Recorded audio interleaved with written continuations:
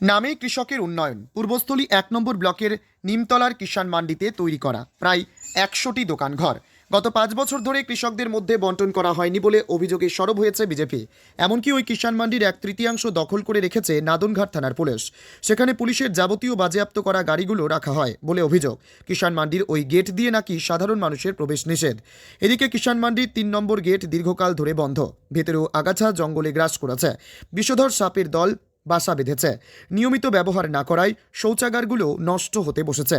কিষাণ মান্ডি একটি অংশে অব্যবহৃত প্লাস্টিকের ব্যবসা চলছে। এলাকার অধিকাংশ বাসিন্দারা কিষাণ মান্ডি ওই বন্ধ হয়ে থাকা দোকানঘরগুলো আজও চালু হতে দেখেনি বলে অভিযোগ করেছে বিজেপি।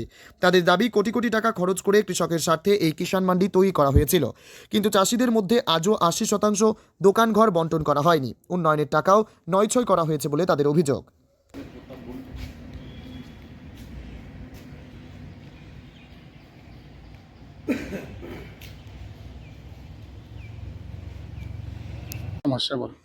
পূর্বস্থলী ১ নম্বর ব্লকের এই গুরুত্বপূর্ণ কৃষক মান্ডি, যেখানে সরকারের কোটি কোটি টাকা ব্যয়ে এই মান্ডি নির্মিত হয়েছে, এর প্রকৃত উদ্দেশ্য ছিল কৃষক এখানে তাদের নিজস্ব মাল মজুত রাখবেন এবং এখানে কৃষক তার মাল ক্রয় এবং বিক্রয় উভয় কাজই এই কিষাণ মান্ডির থেকে হবে।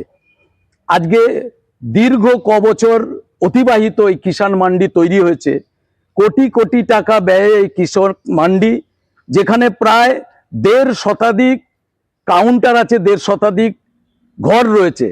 সেই ঘরগুলো সব শাটার বন্ধ, কৃষকদের এখানে দেখা মেলে না। ওপেন শেডের উপরে কিছু খুচরো কৃষি কাজের কর্ম এখানে চলে।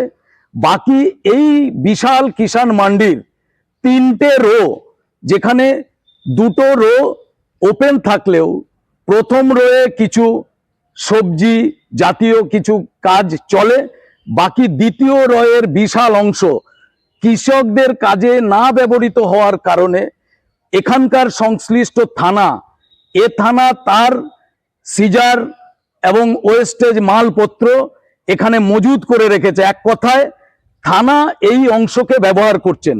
বাকি তৃতীয় অংশের যে বিশাল রো, যেখানে প্রায় ১.৫ শতাধিক রুম, সেই ঘরগুলো জানি না কাদের কাছে ডিস্ট্রিবিউট করা হয়েছে।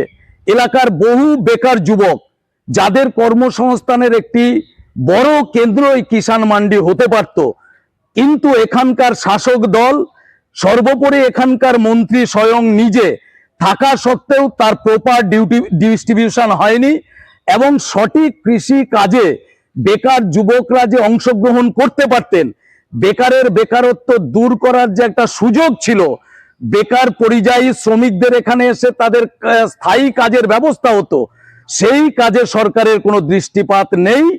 ভেতরে ভেতরে আমাদের জানা নেই নেতাদের নামে এই রুমগুলো ডিস্ট্রিবিউট হয়েছে কিনা।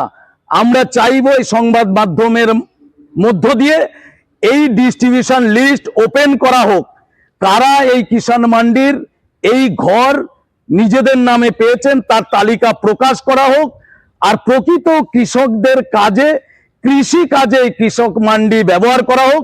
এখানে সেন্ট্রাল গভর্নমেন্টের প্রচুর পরিমাণের টাকা এই কৃষক মান্ডি নির্মাণের জন্য ব্যয় করা হয়েছে।